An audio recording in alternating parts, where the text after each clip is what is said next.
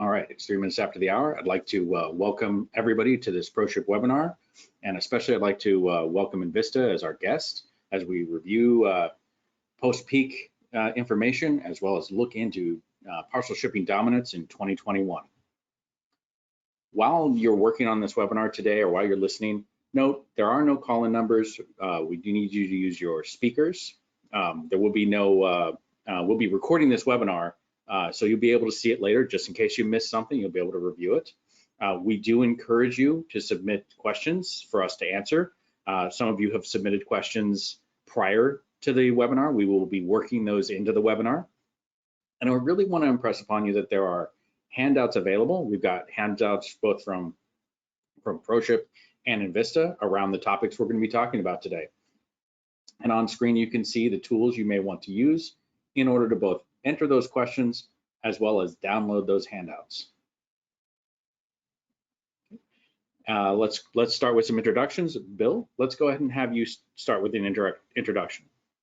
Yeah, wonderful. Well, today we have an esteemed audience with a wealth of experience joining us, both Justin and Mark Taylor. I'm Bill Schroeder, president of ProShip. Prior to that, I was the head of research and development for ProShip, so intimate with the product and the technology sitting underneath it. Before joining ProShip about 3 years ago, I spent 20 years with Fedex, engaged with all of the customers from the very small to very large, always in the technology space though, both integrating and connecting their systems to products like ProShip and involved in the consulting and integration of those into the environment, as well as the carrier provided technologies and connecting and integrating those in a number of different fashions. So hopefully my experience and knowledge is useful, but really this is all about Mark and Justin, who are bringing more than 20 years of experience each to the table. And Mark, do you want to say hello to the audience? Sure. Hi, everyone. I'm Mark Taylor. I'm the director of Parcel Consulting for enVista. My background includes a decade at Fedex in hub industrial engineering, operations research, new services, product and development. So several different hats that I wore while I was there. And then I worked as a shipper at Lowe's Home Improvement as their senior transportation analyst for their parcel program. And thirdly, I've been at enVista for the past 8 years, helping clients on a daily basis negotiate with FedEx and UPS, as well as analyze their parcel programs, looking for opportunities to save money and speed up transit. All right, now I'll introduce myself last. Justin Cramer, co-founder of ProShip. I've spent just over 20 years now designing, developing, installing, and now selling high volume multi-carrier shipping systems across multiple continents that have exceeded greater than 1 million transactions per day for individual customers. So with that, let's go ahead and let's jump right into it. Let's get to some of the things our audience is looking for. And this is what we're going to cover today. We're going to look back at 2020, look through those struggles, you know, the capacity and cost controls and things of that nature. We're going to look to now, look at some of the carrier GRIs, what's going on with the majors as well as the regionals. We're going to look forward into 2021, talk about what you can do, what plans you can put in place. And of course, you can't put a panel together like this without giving us an opportunity to speak in general on the shipping world. And then we expect to get to your questions and answers. So again, go ahead and start answering those questions. Give our behind the scenes team, they'll be processing those questions. Some of them will be able to answer right away. And a lot of them, they'll push up to the 3 of us so we can answer them via our various expertise. So let's start with 2020, the year that surprised us all. And let's start with the big one, capacity constraints. So it really felt like it was, you know, a lot of these things came out of nowhere. Mark, let me throw it over to you to talk about what did you see from an analyst point of view? What did your customers see? with these capacity constraints coming out of the pandemic? Yeah, lots of them you have identified here. Last peak had on tap for shippers caps on the pickup capacity, suspension of money back guarantees, as well as GSRs, higher prices in the way of surcharges and specific peak surcharges, and also, limitation of total program size that would be picked up or processed by any given carrier.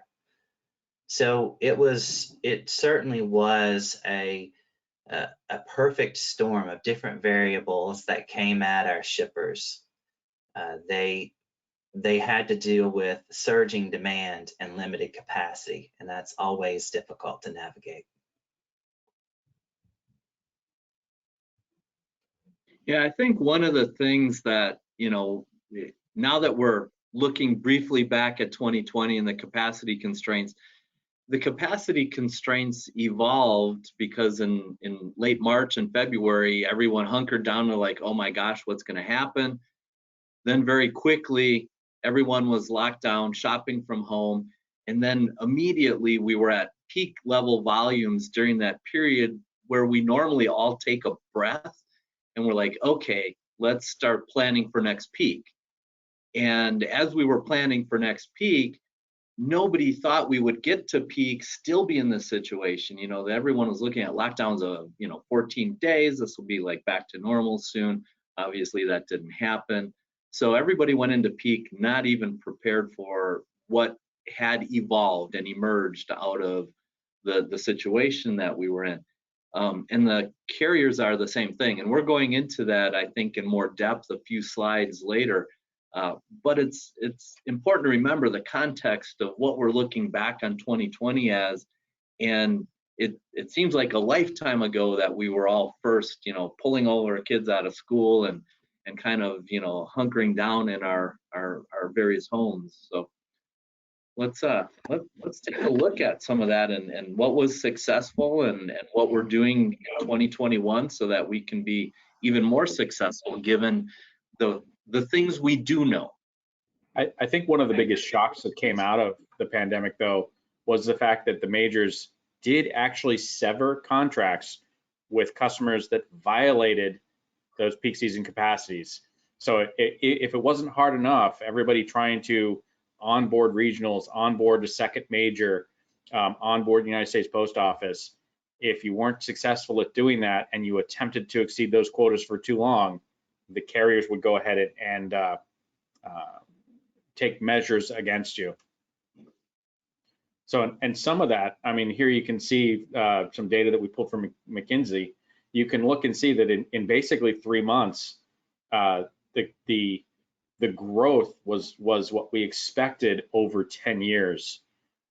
Bill or Mark, I mean, what is your comments on this? Because I mean, both of you have worked for carriers. Both of you now consult with large companies nowadays. I don't think any of us saw this happening. But Bill, let's go ahead and start with you. Any thoughts on this impact to our customers? This is actually a beautiful slide because if we think back to March and April and then May, when everyone was trying to figure out what's going to happen, what is peak going to look like, out of all of the various opinions and predictions that happened, there was a general consensus that e-commerce had leaped forward 10 years. You follow all the trend lines, it doesn't really matter which one you followed, and we had very predictable growth in the e-commerce space. It varied, some people 10% for a certain metric or 13%, some 16% for online shopping and e-commerce activity as a whole, and then the necessary capacity to support that kind of activity. We took everything we knew, we jumped 10 years ahead, and that caused the carriers to do what we saw them do. And we're going to look at that, I know, in depth in a few slides from now, but just to kind of like preview it, what do you do if you suddenly have 10 years of compounded growth thrown at you literally in a month? not only the fulfillment centers who are trying to get the packages out, but the carriers who are trying to move those packages. And a lot of what we see came out of that, and a lot of the strategic shifts that customers took are based upon that fact. And then the world changed, and we spent, most of 2020 figuring out what did change in the world, and then how do I adjust to it. And at ProShip, we had the benefit of seeing many different customers try many different things. And some of them were successful, and some of them really didn't work out the way they had planned. And I think, Mark, over on the enVista side, you probably saw customers trying the same things. And that's kind of what we're going to dig into. And then what can we learn from that so that we can do better in 2021? Sure. And a supporting statistic to the rate of e-commerce growth is really in the carriers' results of revenue and profitability that have been reported recently for this same time period. So if you look at an annual report in Fedex, you would see a growth annually of somewhere between 5 and 7% in revenue growth is a typical year. But what they experienced as a whole for 2020 is that there was over 20% year-over-year growth of revenue for both of those carriers.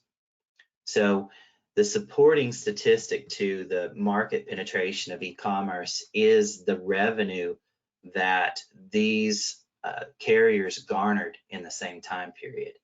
And yeah, we saw lots of different ways that shippers coped with that, and we'll get to those examples when we get towards the second half of the presentation today.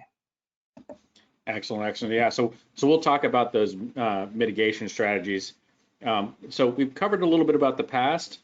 Let's talk about what we're all worried about today. General rate increase, or I should say, all of the increases that the carriers are finding ways to provide. So, Mark, let me go ahead and start with you. And could you give us basically the 50,000-foot view of what we're seeing with the majors GRI this year? Yeah, so this GRI on the surface may appear like any sort of standard general rate increase, because that 4.9% number we have in the middle of the screen is something that shippers have become very familiar with. That's typically the rate of increase year over year for parcel pricing.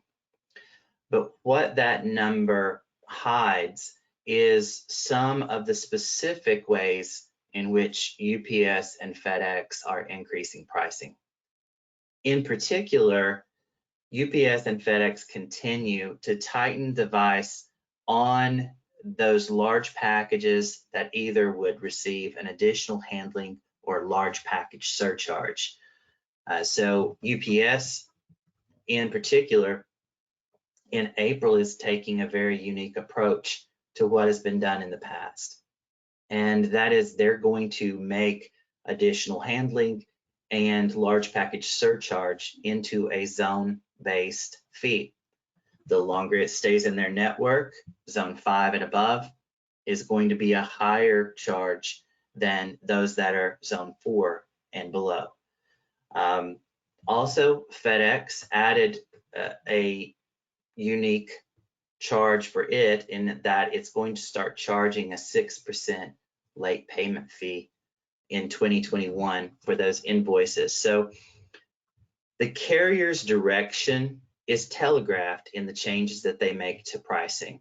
And what they're telling us, as we read kind of the pricing tea leaves here, is that they're going to continue to tighten down on those large packages. They're going to tend to continue to try to keep their capacity for those packages that really are more desirable and more profitable for them. Yeah, this makes total sense, and I don't know who could blame them in an environment where supply and demand drive the prices, and the general price increase is pretty much a known quantity. The next levers and adjustments that they can do are restricting the volume from customers that have less margin in the contract and the negotiated discounts. And they're just trying to maximize the yield that they can get. Now, on the flip side of that, there's very good reason to do that. The capacity and the adjustments that they're trying to make and the volume they're trying to absorb is expensive because they didn't predict any of this. It's not normal capacity. It's not normal part of the engineered network. So what they're trying to do is optimize the network to move as many of the highest yield packages that they can. So let's go ahead and see if Mark might have some insight into question we just had pop in, and if any of these require a longer answer, we'll hold those to the end. But this one's a pretty easy one. Is FedEx negotiating the 6% late fee, Mark? So that is a brand new fee, so early days. I would say this in general, that practically every facet of a parcel contract is negotiable. It's just what are you going to give up as a concession to get the specific concession you're seeking, or is someone like FedEx going to be gracious about waiving their new charges? What we've seen right now is generally a lot of the new charges that the carriers are coming up with are pretty firm, because of their leverage and pricing position. So you can always have those conversations with the carriers, but they certainly have a great deal of leverage in today's environment. It might be better to get into this a little bit more, but in general, would you say that the negotiating power that large customers had is eroding? And I think the answer to that's self-evident. But the next part would be, is there any advice to customers whose contracts are coming up for renewal this year? Is there anything that they can try to do or maneuver to give them what little advantage they can eke out? Absolutely. So previously, when we talked about leverage and talked about negotiation, we would mostly center in on single carrier source being the best cost scenario. And the more volume that you had, the better. Because of the environment that we're in, and because of the leverage that the carriers have and imposing things like pickup caps and MBG waivers, this is definitely the time for multiple carrier strategies. So the question then becomes, how do you balance those carriers to meet your business requirements? Yeah, and we're going to talk about some of the multi-carrier strategies as we look ahead. But let's continue moving forward, and let's talk about the third major, if you will, United States Post Office. Because Mark, I'm pretty sure we have seen more changes with the United States Post Office this year than in many, many years combined. We have, and one particular point that was really brand new for 2020 was the Postal Service implementing a peak surcharge. And of course, what happened with that was that it was directly passed through into services like SmartPost and SurePost. So anyone using those postal consolidation services on the two major carriers absorbed their cost change when USPS increased those peak surcharges. Yeah, and it's just a lot going on there. So you definitely want to work with, if you're using consultants, you want to leverage them. You want to make sure that you're pushing that you're actually not just assuming that postal is the cheapest anymore, depending upon your other rates. There's a couple of other things that are changing as well that we wanted to call out. And also, I'm going to pause here for some of the questions that have been coming in about this. lot of things on here. I want to point out that probably one of the biggest changes we saw in the middle of all this was BritX, because it changed a lot of things for our UK customers. So if you are in the middle of that, if you haven't made the changes, please make sure you communicate with your multi-carrier shipping software company, get those changes in place, make sure you've got your new commercial invoices, things of that nature. But let me pull back for a second here, Mark, or Bill. There is, we just talked about the post office and how that is affecting those postal last mile solutions. Let's take just 1 second here. Probably one of the bigger things we're seeing is the fact that around SmartPost, there seems to be some confusion. Is there as to what's happening with it? Where is it going? Bill, let's start with you, since I know you and I have discussed some of this in the past. Talk to me about SmartPost. Yeah, so the most obvious part is it should probably be rebranded Smart Ground now, right? Because it's no longer going to be part of the postal network.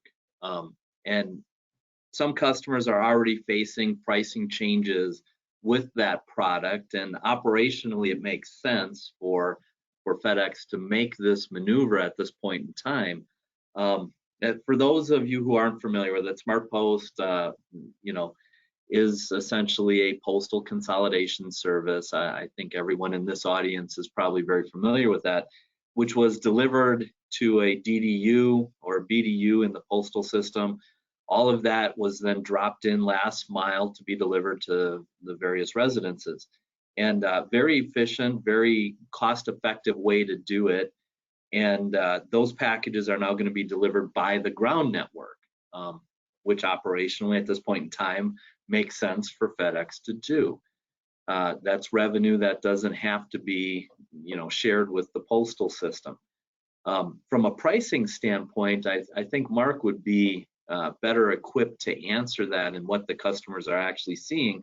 But we do have customers on the ProShip side who are seeking alternatives because they still want to leverage postal last mile delivery. It fits with their package profiles, it fits with their expectations of their customers, and it fits their delivery time needs.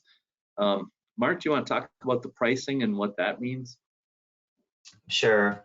So if you look at the way that SmartPost has kind of been priced from the beginning of 2020 until now, really there have been several changes that we are keeping an eye on. Namely those that were first introduced as COVID surcharges and then later on became peak surcharges.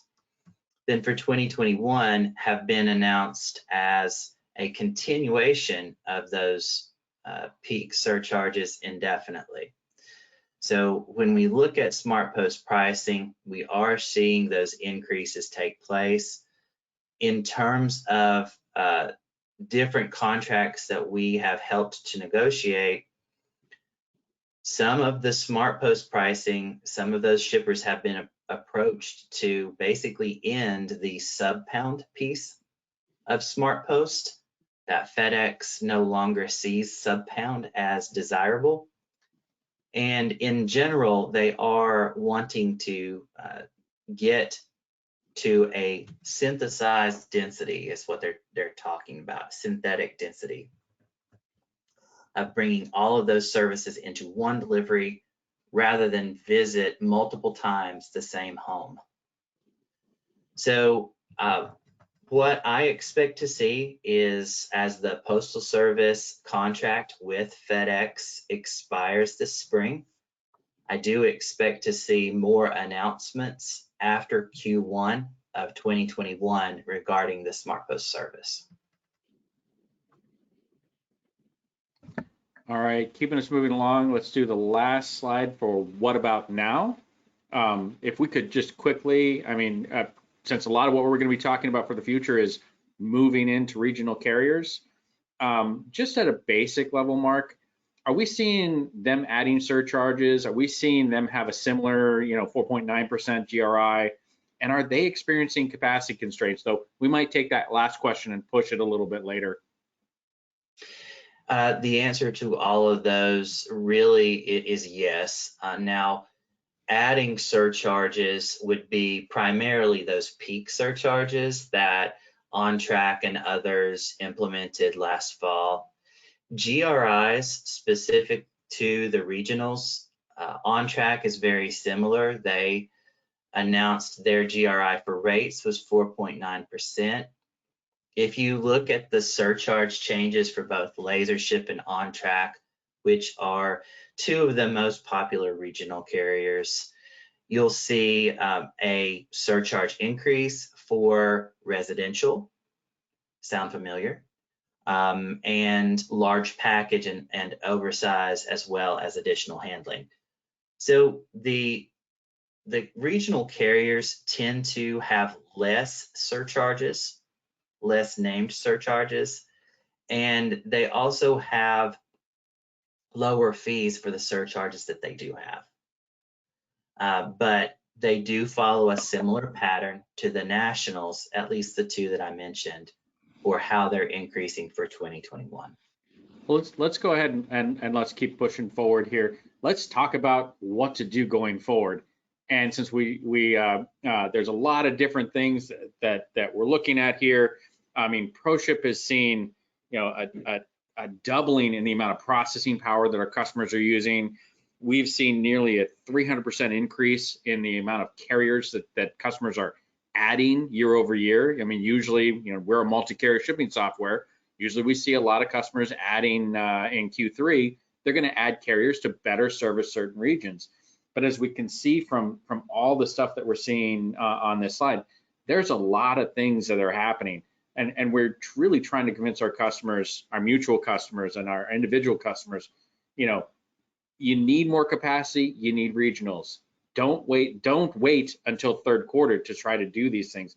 Start now, okay?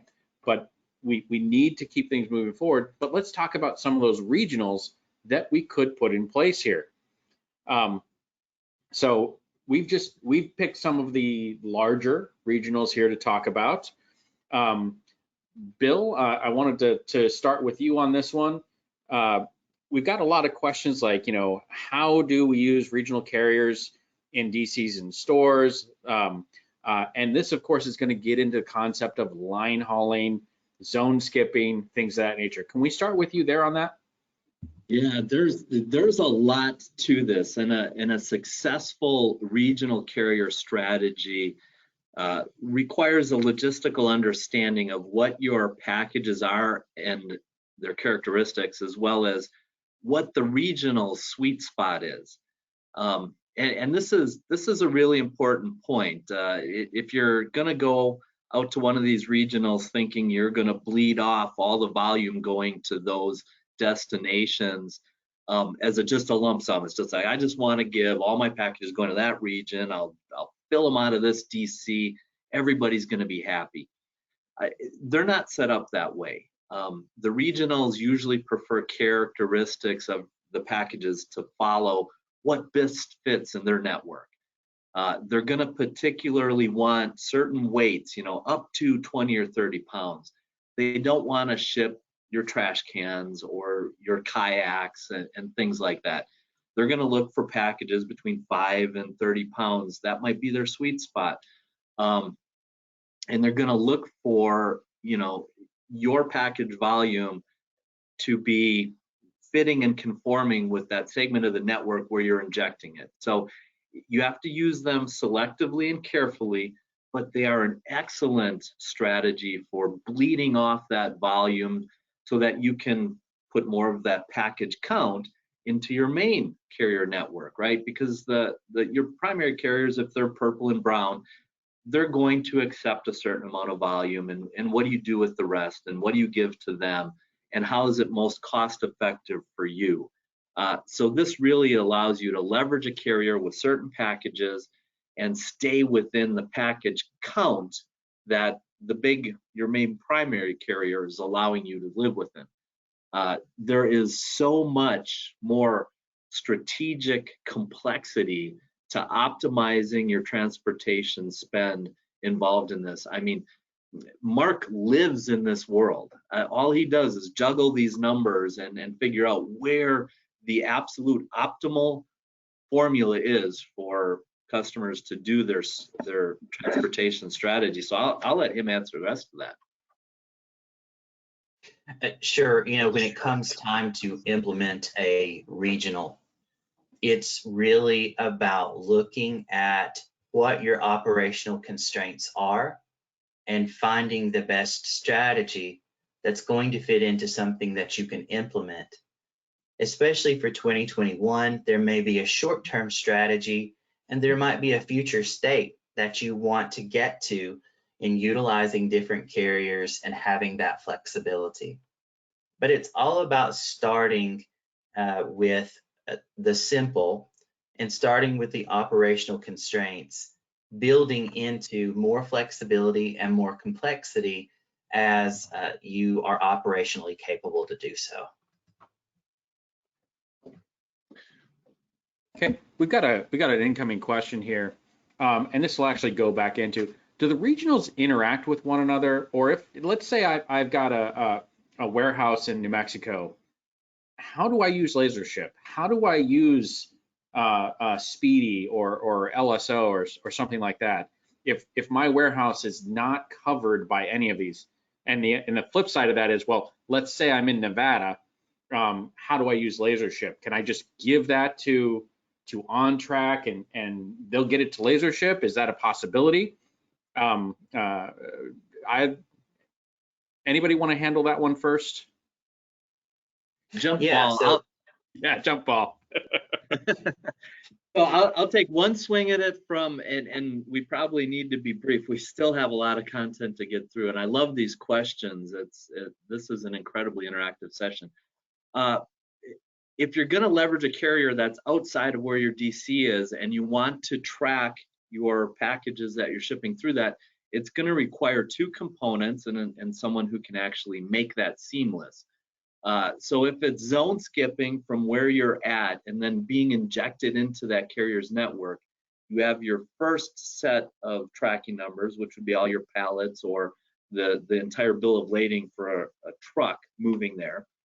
And all of your packages, the individual tracking numbers are within that big tracking number of the zone skipping function, right? So as your truck moves, all of your individual packages are moving, but you don't have visibility through, let's say, OnTrack's tracking system for it until they get the packages. So you have to simulate part of that. You know all of those tracking numbers you generated for OnTrack are moving. They're moving in a truck under a single bill of lading. So Mark, do you have a different perspective on how people are handling that? Sure. So I think you spoke well towards the operational side. So I'll just speak towards the pricing side for a moment. What has to happen is for this to justify in order to accomplish either a price point that is desirable or a service level that is desirable. So if you think about OnTrack for a moment, or a West Coast regional like Golden State Overnight, you would need, let's say your facility is in Pennsylvania and you want to zone skip or line haul into one of those networks. You're going to have to pay for the line haul cost, and you're going to have to pay for on the last mile cost for the carrier.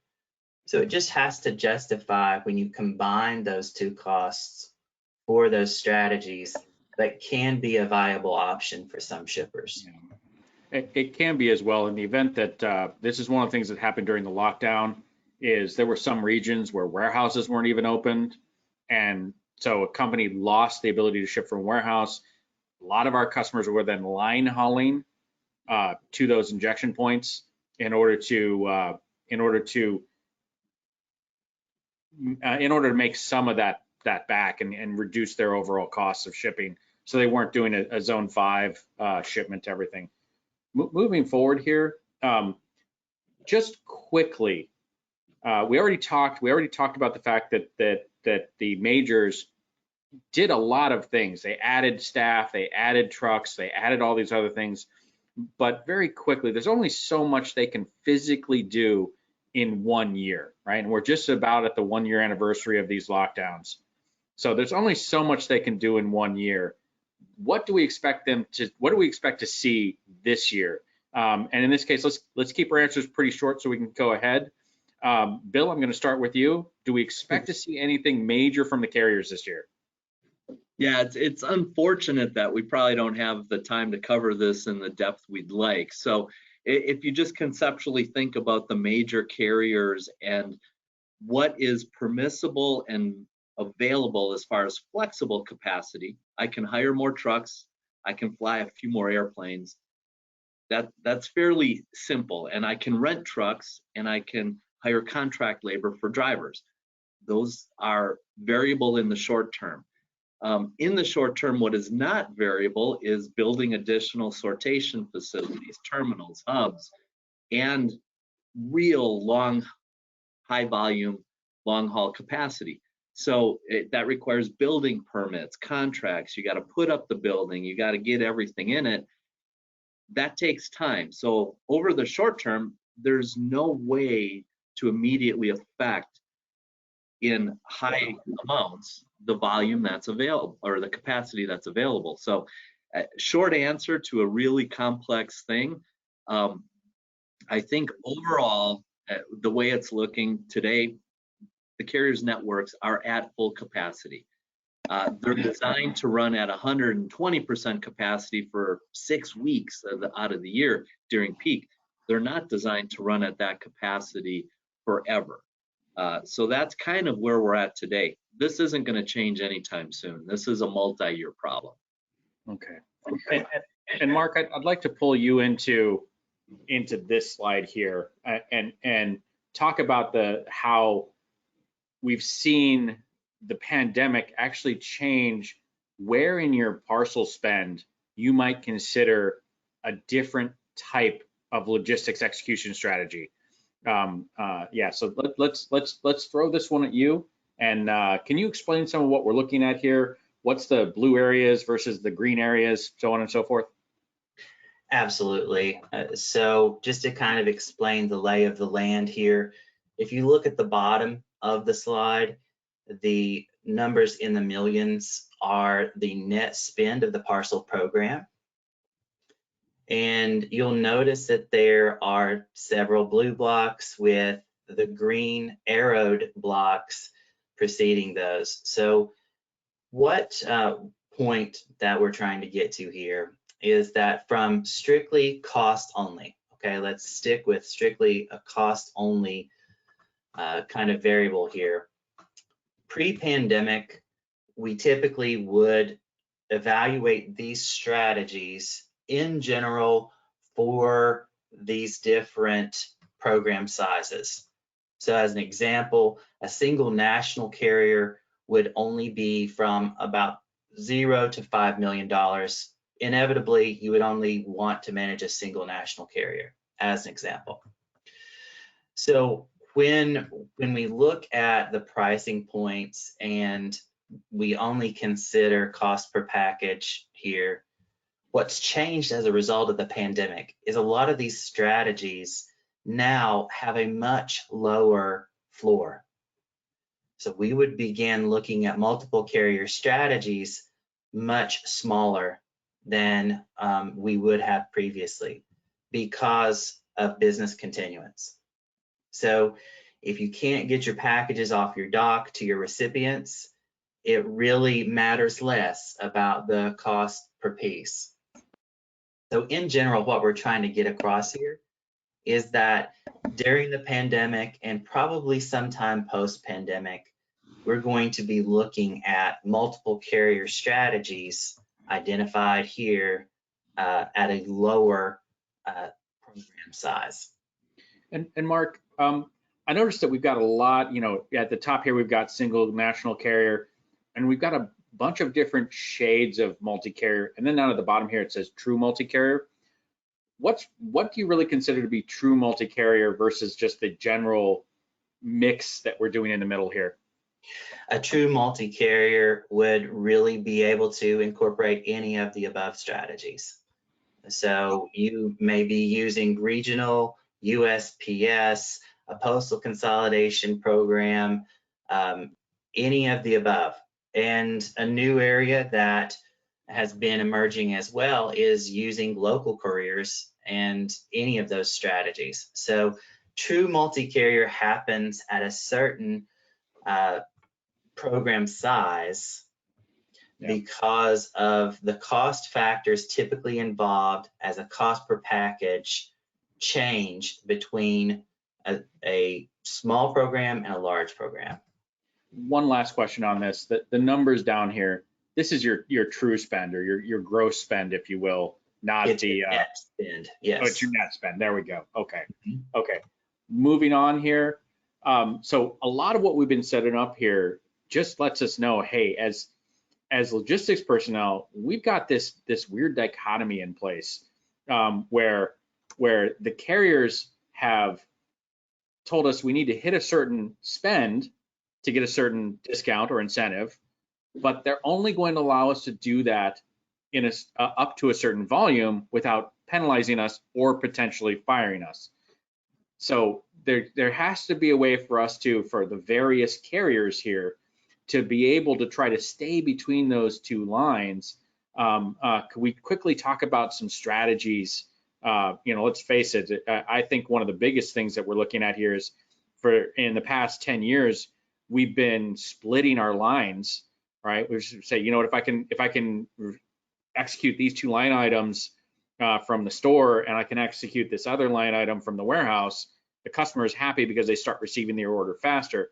Everybody's happy. Do we need to start reversing that concept? Do we need to start going back to not only trying to get all of our line items in one box, but consolidate multiple orders throughout the day? I think that a good strategy starts with monitoring and visibility. So because you have these constraints, and it's almost like being in an overturned boat in the water, right? You've got to keep your head above the water, but you've got to keep, you have this constraint on the top of you as well. So you have to monitor how many packages at what service level you're giving to each carrier to enable you to know, am I above a certain threshold to give me the incentives that I need? And on the top, am I below those thresholds in which I'm going to get a higher peak surcharge? So visibility is key. And then the carrier flexibility to be able to dynamically go to another carrier if you are getting towards these points. So visibility and flexibility are the name of the game. I'd like to add a third one there, and that is technology.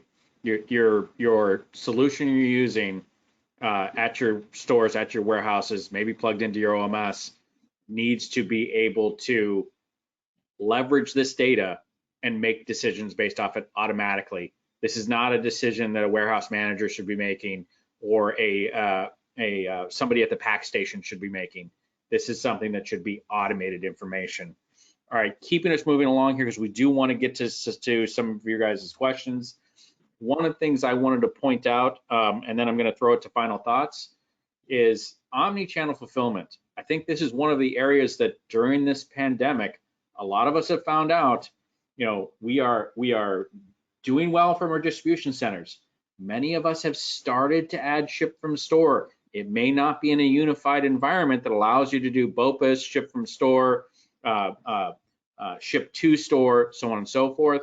People are just now starting to get into this one, but often customers are not using their vendors. They're not using third-party logistics providers that they can put a couple trailer loads worth of goods there in order to service that market. It's really something that I think the pandemic exposed a lot. So with that, let me go ahead and allow you guys to talk through before we get to questions. And by the way, everybody, again, please remember, if you have questions or if you want to download our handouts, You can do that from these icons within the webinar app itself. But Bill, let me start with you, so Mark can actually take a breath here. Do you have any final thoughts about the 2020, what we're seeing with the carriers today, and what we expect to see going forward? Yeah, Justin, if I could ask you to go back to slide 20 for the audience. I know we went past that quickly, but I think this really does sum up in a slide as best we can the successful strategies that we saw this year. And it was usually a subset or portions of each one of these individually. And there's two variables that customers use to make the decision on which ones. It's like, what can I do? What is within my means to do? Do I have 3PLs I already have a relationship with? Because if you didn't, chances are you were one of 457 people knocking on their door saying, I need you to fulfill these 10,000 orders for me today. And of course, the 3PLs were in the same situation the carriers were. They had the option to say no to a lot of people. But if you already had one and you could just add a few SKUs to it, it gave you a pressure relief valve. The manufacturing, the direct manufacturer to customer option and funneling orders that way makes total sense. But layered behind all of this is the necessary IT and the technology stack to support the decisions that you wanted to make. And that's really key to this. So if you're OMS, WMS, TMS, pick your 3-letter acronym. Everybody has different combinations of those.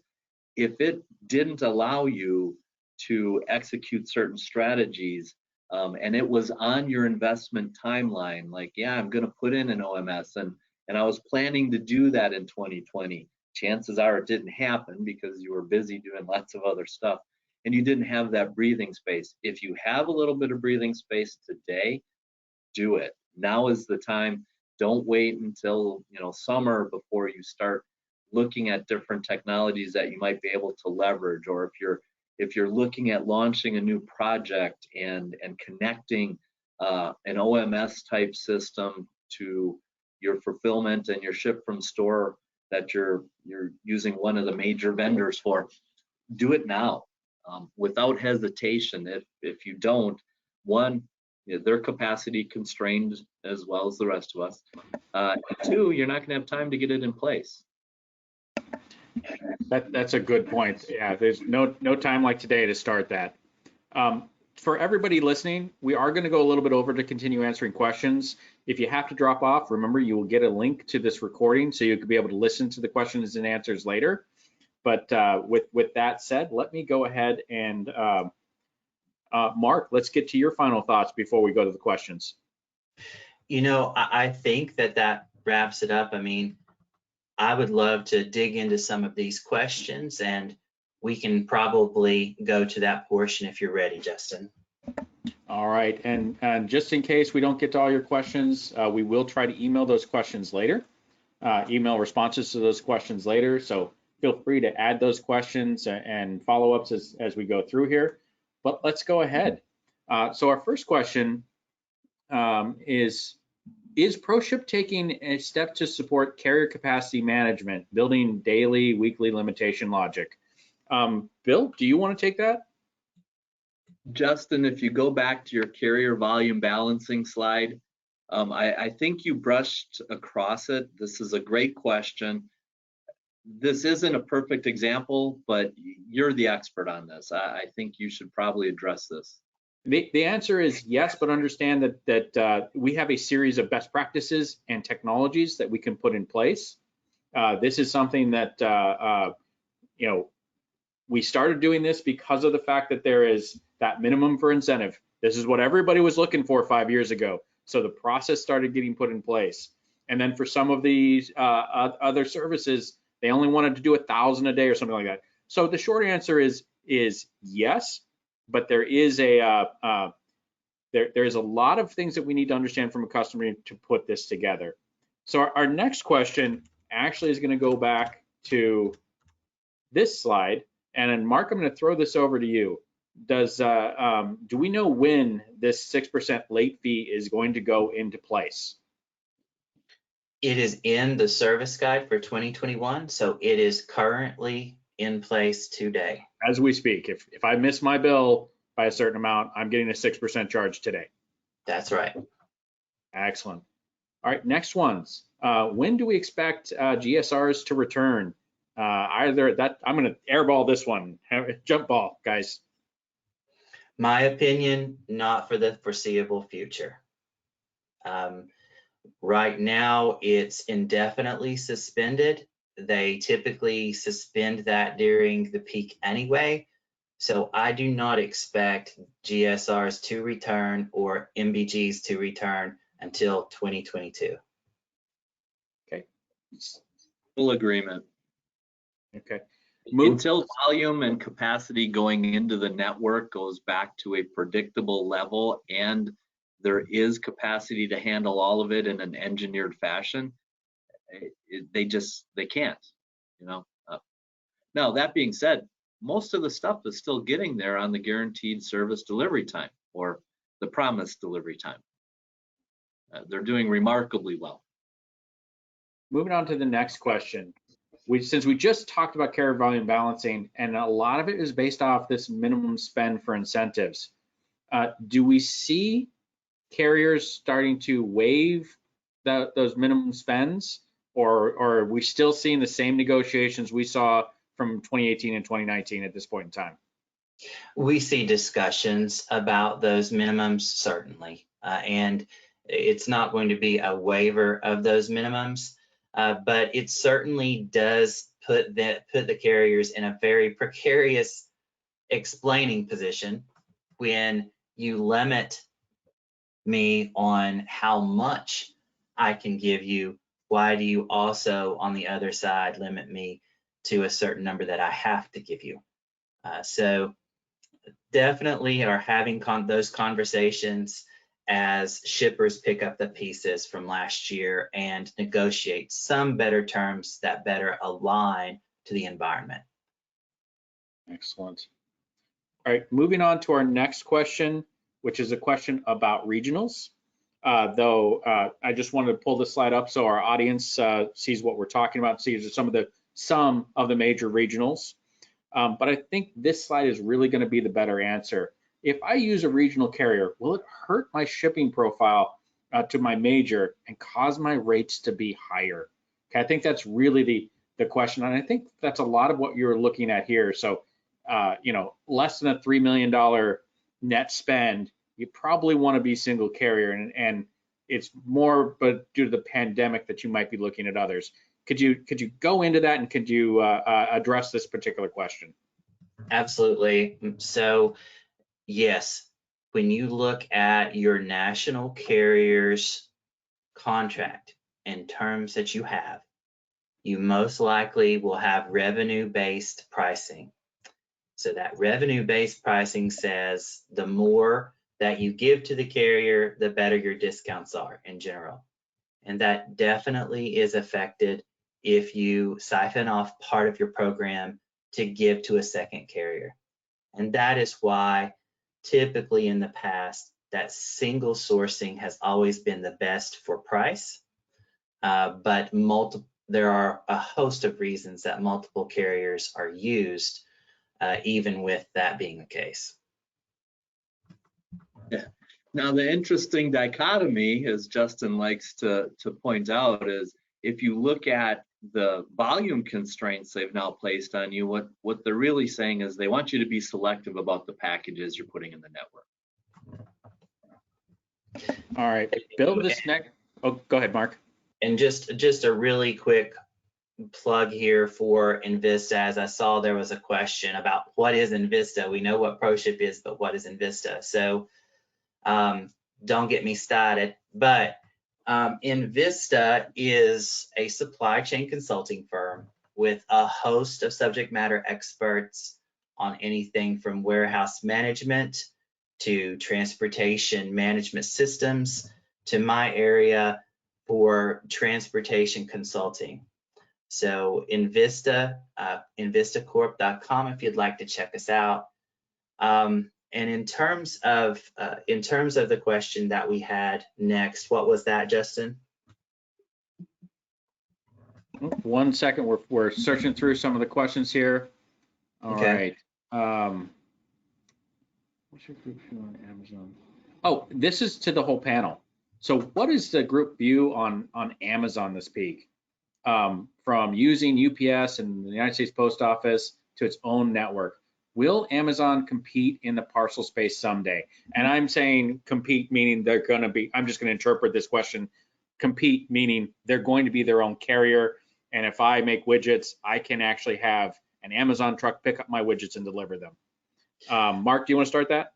Sure. And so where we're at currently, as we got good updates from Amazon and UPS last week, because they had their quarterly results reviews, is that Amazon stated that they deliver above 50% of their own packages currently. Simultaneously, in the same week, UPS announced that Amazon is 13.3% of their total revenue. So Amazon has become a huge parcel carrier, not the size of UPS and FedEx by any means, but has become a viable parcel carrier for its own packages. Now, do I see, or could I see where Amazon could be maybe a fourth national carrier? Absolutely possible. But I will say this, I think that Amazon definitely would look a lot different than UPS and FedEx simply because they don't have the facility capital investments that the two other major nationals do, or even the US Postal Service.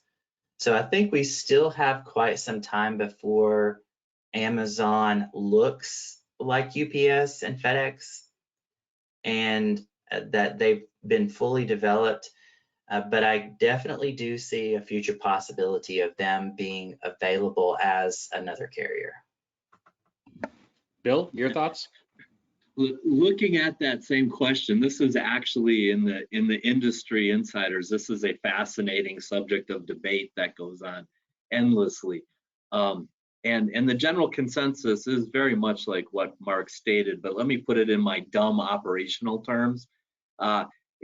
If you're not taking all the packages to one central place, putting them in a pile, sorting them out to where they have to go, you're missing a hub. You're missing a sortation mechanism that you need operationally. And what Amazon does with their current volume that's their own is they know exactly where it's originating and exactly where it has to go. It doesn't go into a big pile and get sorted out. It gets filled out of literally their predictive analytics, and their BI and their machine learning is second to none. They know Justin is going to order a pair of socks next week. Justin doesn't even know that yet. That might be an exaggeration. Maybe they do know that because he was talking about ordering socks and they were listening. But that gives them the advantage of always filling predictively out of a DC that has the product to the consumer who's going to order it within a known parameter. So it goes origin to destination directly. They don't sort everything out. So to become a carrier on a national level and take anybody's packages, they are going to have to solve the sort problem, or they might come up with another alternative that we haven't even thought of yet. Yeah, and to throw my 2 cents in here, let's look at reality. We know that Amazon in 2019 ran tests. They have been picking up packages from other people. We are seeing in our network of customers that that functionality is being offered to other shippers. Whether or not this, and I think Bill and Mark, you guys are both saying, well, what's it going to look like in the end? That's really where the question is. It isn't so much a question of, will Amazon pick up packages that do not come from their facilities and deliver them? The question is, what will the niche be? Will they truly be a national carrier that can pick up from New York and deliver to California? Are they going to end up being somebody who picks up in New York and delivers to the greater New England area? or are they just going to pick up in Chicago and deliver to the suburbs of Chicago? We don't know where that's going to be, but we do know it is actually happening as we speak. Moving on to the next question. Are shippers still allowed to induct into UPS or FedEx sites zone skipping within their networks? I think, guys, this is just a straight yes. Does anybody disagree with that? No, right on. Yep, they are. Do it every day. Exactly. And in particular, we don't think about it a lot in the US, but that's also available internationally.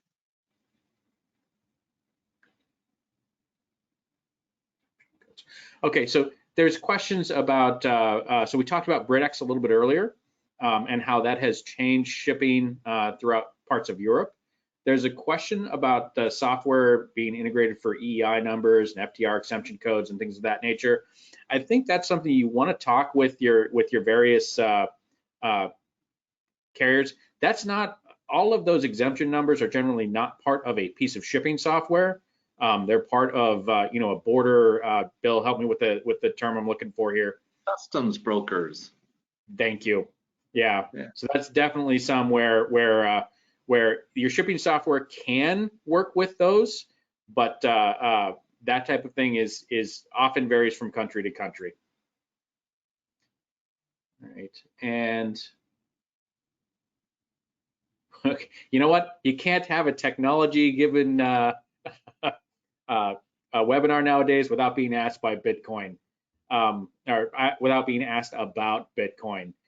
So I'm just gonna quickly say, when you're looking at shipping software, you generally want to normalize the currency for a given origin such that you can properly rate shop, whether that is in euros, Great British pounds, lira, dollars, Canadian dollars, Australian dollars, or Bitcoin. If you're going to move that direction, you want to ensure that all of your rates for that given origin are in the same currency. All right, moving on. Oh, here's a great question. UPS and FedEx, are they back up to the on-time service that we would expect? Are we still seeing delays? Well, it depends on who you ask on that question. The carriers answer, kind of the fox in the hen house answer here, is that they are up to a pretty high standard of on-time service. And of course, we could go into several reasons why carrier reported on-time service might look a little bit different experientially to our shippers.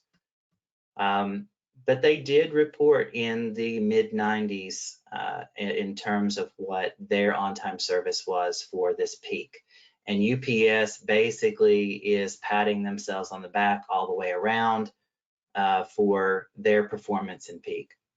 So it's a matter of perception. And I think that if you looked at the actual data that you get back on on-time deliveries, you see a host of delays during that time period. It was inevitable with the capacity crunch that was there. All right, it looks like we're to our last question. And Mark, I don't know if any of us know this. It might be straightforward. Amazon and UPS. You know what? As a matter of fact, I thought I remember you talking about what percentage of UPS volume is a Amazon related package? I'm sorry, Justin, can you say that one more time? So Amazon and UPS, we know that Amazon is still, though they've severed their relationship with FedEx last year, yes, they still have a working relationship with UPS. Yes. And with that in mind, how dependent is UPS? Do we know what percentage of Amazon packages, of UPS packages are actually Amazon originated? Yes. So if we if we stop for a moment and assume that the relationship between revenue and number of packages is the same, which might be a pretty big assumption, we certainly know from a revenue standpoint that UPS reported the 13.3% that is of their total revenue was Amazon. And another interesting fact on that results review was that 25% of the UPS year-over-year growth was due to Amazon. So if we look at the percentage of packages that are being delivered of Amazon's total with UPS, it's somewhere close to 40%, because Amazon is reporting they deliver 50% of their own. Then they have a host of other carriers that would probably make up somewhere between 10 and 15%, and then the rest would belong to UPS. Thank you. All right, so last question we're going to take. I apologize, we'd love to stay on for a long time, but last question is blockchain tech used anywhere in the supply chain or logistics now? If not, what's the prospect? So I'm going to take that one as the probably the most techie person on here. Blockchain, whether you're talking the basic blockchain, Ethereum, any of the coin-based solutions out there, one of the biggest problems with it is costly. And I don't mean costly from a revenue standpoint. I mean costly from a time standpoint. We're talking single-digit transactions per second, and some of the fastest ones only being in the triple digits, maybe to 4-digit range. When you are executing millions of packages, you don't have time for that, especially for a retailer. So at the retail level, no, I do not see a retailer going to that expense, in both time and money, to actually track every single package. The other thing about it is that those transactions are very transient, meaning that we generally don't care about them after a few days, weeks, or months later. Blockchain is great for permanence, so it's great for legal documents. It's great for to who owns a physical or material asset. It's great for things like that. It just doesn't fit very well right now, given the current technologies, such that if even something like a phone, the latest Samsung. Once I have it, do I really care about that transaction? And the reality is in the market, there's just not that drive, that need for that change of custody control along with that. Guys, anything else to add to that? Okay. No, you pegged it right in that you are the most techie person on this panel right now. We definitely do see some of the same things, Justin. It's kind of a high cost of entry too.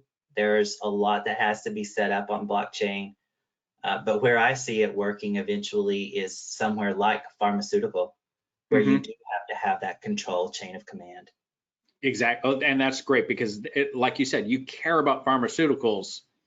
You care about those for months, years even, beyond when they're shipped. So it makes sense to use something like that. Like certain vaccines that are going around right now. Absolutely. Exactly. But even for a high cost item, something that's even $10,000 is probably not worth the value right now. Now, if you're buying a piece of farm equipment, if you're buying something large and that is a material capitally depreciated asset, again, here is something where it makes a lot of sense, because then but in small parcel land, you're generally not shipping stuff that's expensive. All right, so we are at the end here. We've gone a little bit over what we even expected to extend. I would like to remind everybody, just because we're done with this webinar today, please look to enVista, please look to ProShip, send us these questions. We would love to engage with you. We check our websites. A lot of the questions that we're going to have today, or that we had today, at least on the ProShip side, these may lead to new blog articles. These may lead to, some of the questions may drive their own webinars or podcasts later. So please go ahead, look at both of our sites, look at us on LinkedIn, Thank you for following us. Mark, Bill, thank you for joining me today. I deeply appreciate your guys' knowledge and expertise. And with that, thank you to the audience as well. Bye, everybody. Thank you, everyone.